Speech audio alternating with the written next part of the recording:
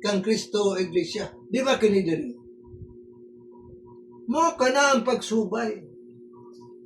Sa atong iglesia, kung unsay mahilitabo sa una, ngay saraunta kita sa una, apan kay gibalhin-balhin nila. Pasimbaw na kita ng mga dibulto. O niya, ang hitabo ni ini makaigsunan, nuabot ang persecution. Kaysa tuig 538, muna nga tuig, ang paghari sa Papa sa Roma dito sa Europa. 538. Noon niya, mikabat kini pila, abi ninyo, pila katuig ang paghari sa 1,000. Papa sa Roma. Gikan sa 538. Mikabat kini makaigsunan 1,000. sulod sa 1260 katuig. Kay natapos ang ilang power sa 1798. Ngano natapos? Kay gisulong ni Napoleon Bonaparte ang Roma, gidakop ang katapusan Papa sa Roma si Pope Pius VI. Gidala sa Pransya na hunong ang ilang power sa 1798. Og pila ka tuig kana imong kwintahon gikan 538 ngari sa 1798, that is 1,260 years. Natuman ang tagna sa Daniel City 25. Naitugyan sa Ginoo ang iyang katawan, sayang kamot, sulod sa 1260 katuig. Katumanan ka na sa tagna makaigsunan. Nini nga tuig. So, kinidili na to, mayroon nga atong tumo-tumo makaigsunan. Kaya gihimuang gyud nako diagram para inyo masabtan ang dagan sa atong reliyon mo ni nasunod ni ini nga tuig sulod sa 1260 katuig, bawal ang pagbasa sa Biblia. Dark Ages. No abot sa panahon sa Dark Ages. No abot ang panlutos makaigsunan. Kung atong subayon ng paghari sa Papa sa Roma, gikan niini nga tuig 1260 katuig, daghan milyon ang patay. Tungod kay di man gyud mo uyon ang uban pagpasakop sa iyang iglesia. Kaya ang matuon na iglesia niara sa bukid. Hinlayas kini sa bukid nakaigsunan. Kay panahon sa ilang lutos, hindalagan kini sa bukid. Og niini nga katuigan, ang Biblia bawal sa pagbasa makaigsunan. Natuman ang tagna sa Daniel 8:12 nga ang kamaturan nahulog sa yuta. Katumanan ka na makaigsunan. Nahulog sa yuta ang kamaturan. Trodden underfoot. Busa ni ining panahon na walay kita ang kang Kristo Iglesia makaigsunan. Kaya nagtago-tago kini dito sa kamingaman. Sulod sab sa 1260 katuig. Kay mo man na ang paghari sa Catholic Church dito sa Roma. Mabasa po sa Pinadayag 12:6 nagitaguan kini ang iglesia sulod sa 1260 katuig. Kita nimo ang akong diagrama kay sunan. Muni ang dagan. Wala ka mo masayon sa kagikan sa atong relihiyon. Pamatud lamang kita, pero wala kita makahibalo sa dagan sa atong relihiyon. Ay sa paunta kita sa una, apan kailang giusabang balaod, din hinining panahon na na-split ang Christian Church. Diya sa pagka-split, Sunday andito sa Roma, Saturday ang nakaari sa Eastern part. O, dinim panahon na makaigsunan sa ilang paghari sulod sa 1260 katuig, katumanan ka na sa tagna sa Daniel City 25. Nga itugyan kanila sa usa ka panahon, mga panahon, katungas panahon, na kung inyong pintahon ka na 1260 kaadlaw. Ito kay 1 day, 1 year sa Ezekiel 4:6. Mao na ang pagsaysay makaigsunan sa atong iglesia.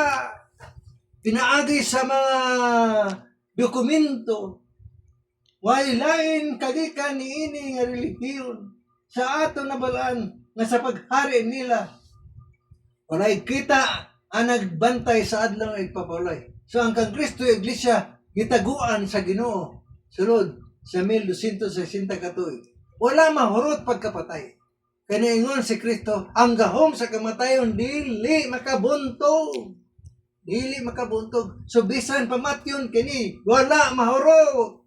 Kay dito sa kabukiran, sila nagtago-tago dito makaigsunan. Karon kung muari kita makaigsunan sa Pilipinas, dinhi sa atong Pilipinas, ha? Dinhi sa atong Pilipinas. Nakaanit sila Ferdinand Magellan sa tuig 1521. 1521, gahom pa ka na sa Catholic Church. Kaya natapos naman sa 1798. Hinungdan, si Ferdinand Magellan, nagdala reliyon gikan sa Spain. Catholic. Hinungdan, nga ang mga tao, mga Pilipino din sa Pilipinas, kumukay siya nagdumala naman sa 1521, gipasimba adlaw Domingo. O niya, pasimbawon sa mga dibulto. Mao na ang kagikan sa atong reliyon. Busa namatan sa atong mga Pilipino, Catholic yun. Kay waylain reliyon nga nakabot diri. Dala ni Ferdinand Magellan sa 1521. Hinungdan ang ato namatan Katoliko. Hinungdan nakadulot sa atong kasing-kasing nga abi nato ang matuod na iglesia mo ang Katoliko. Kay mauman kini ang namatan, mao kuno ang pagkamatyan. Ano wala sila may balo sa kasaysayan sa atong relihiyon. Nga niini nga tuig, sa 1521 makaigsunan, na dominar ang Pilipinas sa mga kaparian. Chila. Katsila. So, nakadulot, makaigsunan. Magahi na lang katon sa mga tao. Ang Catholic Church, kay mauman kuno kini anamatan, mao ang pakamatyan. Wala sila makabalo sa kagikan sa atong relihiyon. Nga sa wala pa si Ferdinand Magellan, Sabado kita sa una makaigsunan. Dili kita mosimba sa larawan, apan din gipasimba na sa larawan, unsay tuyo nga gipasimba sa larawan, ibutangan og larawan sa daghan mga dibulto diya sa simbahan, kay kada larawan naay pista. Nang kada pista, kay kwarta na. Saan tara ninyo makaigsunan ng tao? Ining ato iglesia nga namatan sa una nga Catholic Church. Tinuon mo ni ato namatan na reliyon. Apa na matuod, dito ra ilang gigukod kining iglesia ha, nga nagbantay sa Sabado. Dili mo simbag sa larawan. Hinungdan, pila ka tuig ang pagdumala sa Makatsila diri. Sumala din sa world history. 333 years. 333 years. Catholic yun ang nagdumala niini. So na-brainwash kita makaigsunan. Yan ang panahon na. Apan sa tuig 1798. Isulong ni Napoleon Bonaparte ang Roma. Gidakop ang katapusan papa sa Roma. Si Pope Pius VI gidala ngadto sa Pransya. Namatay si Pope Pius VI na hunong ang gahom sa Katoliko. Yan yung panahon na. Nahunong. Kaya namatay man si Pope Pius VI. Apan sa pinadayag na yun dito, nasamaran sa ulo ang mananap na pintas, apan samad nga dili ikamatay. So nabuhira. So karon nabuhira po. After 1,260 years, kini naman makaigsunan nga mga tao nga dito sa bukid sa Hulan, agwanta pagtago-tago. Kumo kay wala na may lutos, o niya mitungha kini sila. Bidalagan sila ngadto sa Amerika. Ang uban ngadto sa Holland. Niinim panahon na sa 1842, ang reformado nga tao, si William Miller, nagwali nga si Kristo kuno mo balik sa 1844. Ang iyang kwintada sa Daniel 8 sa 1844 matapos ang 1260 kamatuig. 2360 kamatuig. Gusto ang iyang computation. Apan sayop ang iyang interpretation. Kay ang iyang pagtuo, mubalik si Kristo sa 1844. Sa 1842, nagsugod si William Miller. Ini si William Miller, dili kinis Sabbath keeper. Sunday keepers kini siya makaigsunan. Si William Miller. O niya, sa diha nga, nagwalis siya nga sa 1844, tungod sa competition, mubalik si Kristo. Daghan ang mga tao hinto kan William Miller. Daghan ang mga tao hinto kan William Miller. O kini matawhana nga gikan sa Kamingawan. Mitungha na sa pagreforma. Nagwali na sila sa mayong balita. Natuman ang buhat. Salmo 85, 11, nga ang kamaturan negative sa Yuda.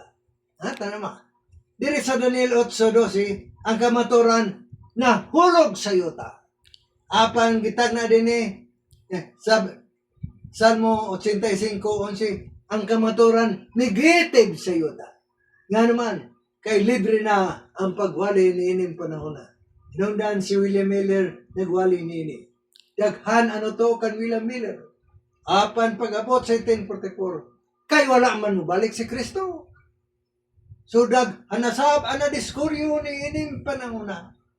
Nadiskuryo, nangaulaw, kay kuno, sa 1844, mo balik si Kristo. Mayroon ba kamo nga sabarista si William Miller? Sunday keepers kini. Apan wala siya relihiyon. Apan ato mabalaan makaigsunan sa 1844 nabungkag ang iyang grupo kay nangaulaw. Apan makaigsunan sa pinadayag 10:9-11 ato mabasa nga naingon ang mulunda akan Juan, kauna kining gamay nga basahon. Sa imong baba matamis, sa imong tiyan mapait. Natimanin na, kay gitagna ka na makaigsunan. Ihatagan og librito si Juan ini. Sumara sa pinadayag 20 versikulo 9-11. Juan, niyay gamay librito. Kauna kini, sa imong baba matamis, pag-uban pag sulod sa tiyan mapait. Katumanan sa tagna kay si William Miller, natamisan ang mga tao sa iyang wali, kay mo balik si Kristo sa 1844. Apan pag-abot sa 1844, nahimong pait ang pulo. So katumanan ka na sa tagna magkaigsunan. Revelation 10. Sa pinadayag 10:11, basahan ninyo. Kay gamay nga basahon, ipakaon kanuan. Matamis sa imong baba, pag-abot sa tiyan mapait.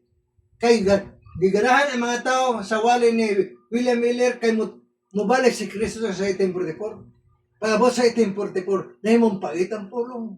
O nanaingon ang Ginoo, amro na, panag na pag-usap. Panag na pag-usap.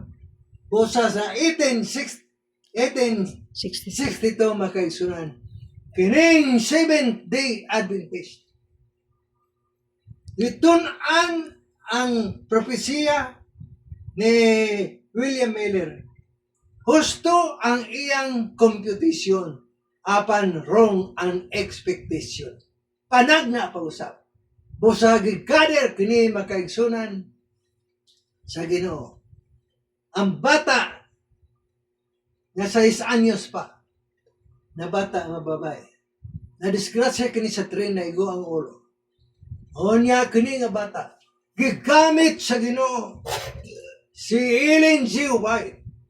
Gihatagan og panan-awon kini nga bata.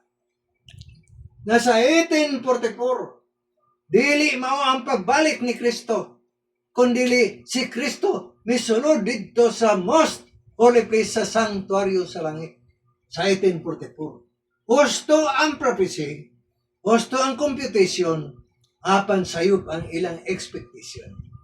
So, iwali ni Mrs. White nga dili ka magkadiskuryo. Kay katumanan kini sa tagna. So, nabalik ang mga tao kadtunggikan sa bukid. Hindayas kini ngadto sa Amerika. Ang ilang isakyan na mga pilgrims Mayflower. Abot dito sa Amerika. Dito nakapundar kini sila. O nag-gather ang sakto nga doktrina.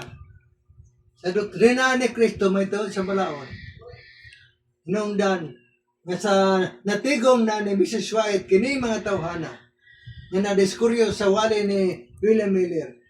Naabot ang balaod sa gobyerno nga rehistrohon ang relihiyon. Nan kay wala may rehistro ni iglesia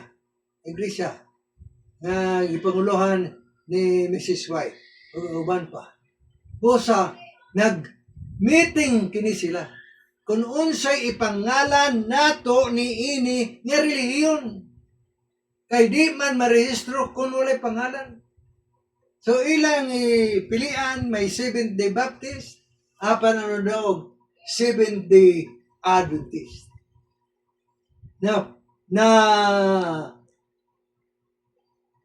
rehistro kini sa 1862. O kining Seventh-day Adventist, prueba hunta, kung mauba gayud kini ang kaliwat ngadtong kang Kristo Iglesia.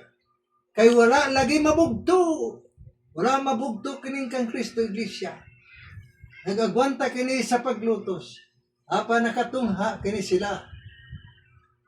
Prueba hunta makaigsunan ng Seventh-day Adventist mano ang kaliwat kasumpay sa kang Kristo Iglesia.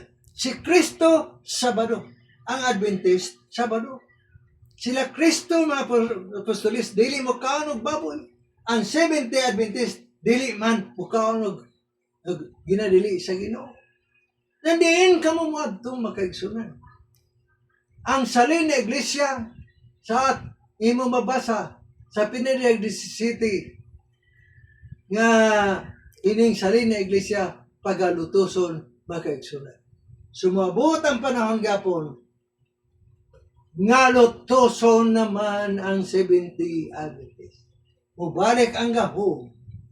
Pag-usa, kung nausa Manila sa una, among natunan ang Biblia, mubalik ang gahom sa Katoliko, o mo intra ang Amerika, o mubalik na po ang balaod nga San Bilog. Kini ang among ginapaabot naman makaigsunan. Naibalo kami, why lain relihiyon nga kaaway sa yawa kundili ang Seventh-day Adventist. Diin kamo mo adto. Nga pulos Domingo ang mga pagtulunan sa baniliyon. Pulos mo kaon sa tanang ginadili. Makaingon ba kamo nga mao kana ang kaliwat kung salin ni iglesia? Dili. Di makilala ang salin ni iglesia sa pangalan-pangalan. Kaya ang pangalan, dili na makapamatuon. Kundi ang pagtulunan makaigsunan. Ang pagtulunan sa Seventh-day Adventist, way lain kapariho ragyod nga balaod ang doktrina sa kang Kristo Iglesia. Kaya ako ikapresentar kaninyo, gawas sa Seventh-day Adventist, diin pa kamumuad to. Pulos Domingo, pulos mukaan sa kinadili. Way lain iglesia nga gatuman sa napulo kasugo. Way lain iglesia nga nagtuman sa mga kasuguan sa mga pagkaon-kaon. Gawas sa Seventh-day Adventist. I hope na kini makapadugang kaninyo makaigsunan kanang pangalan sa iglesia nila. Ayaw ko pagtuo sa pangalan. Kay mailad kita. Nini ako ilustrasyon na naay ngalan apple pero di ay durian. Amo na atong pagsubay makaigsunan sa matuon ng iglesia. Magdebate, nga mabasa ba ang inyong pangalan? Dili mabasa. Kay ang matuod, dili pinaagi sa pangalan. Ay mabasa, kundi sa pagtulunan. Mateo City, 20, mailan ninyo sila pinaagi sa ilang mga bunga. Daghang salamat sa inyong pagpaminaw. O kung galing na may inyong mga pangutana, may tuon niini, magaigsunan, wala na ako ikasulat. Ang akong number, apan isulat ko na ay paminaw, isulat ang akong number. Kay andam ako sa pagtubag sa mga pangutana, diin ako nasayop niini akong akong diagrama kay sulat. Ang akong number na hinayon ko, isulat ang akong number. 0963 5430 484. Balikon ko makaigsunan ngayon. Ngayon lang ako dili masulat ang akong number. 0963 5430 484. Tawag ako ninyo, mutubag ako kung sa inyong mga pangutanan ni. Kung naay kasaypanan ko, tudloy ako kung din ako nasayop makaigsunan. Kay naatay mga libro na atong ginapanggamit.